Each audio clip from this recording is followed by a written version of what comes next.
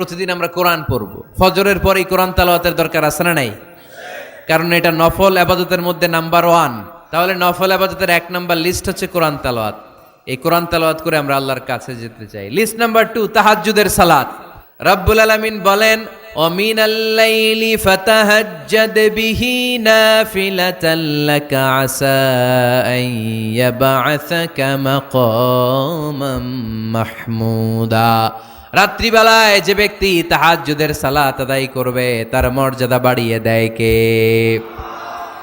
আল্লাহর নৈকট্য পাওয়ার 3 নম্বর নফল ইবাদত হচ্ছে দোয়া করা। কি করা?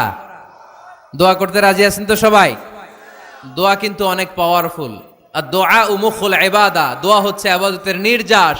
যে দোয়া করলো না সে কিচ্ছু করলো না, ঠিক কিনা? যার দোয়া মিস তার সব মিস, ঠিক কিনা? এজন্য নামাজের মধ্যে আমরা দোয়া করি। এখন চিল্লায় পড়ে না আমিন।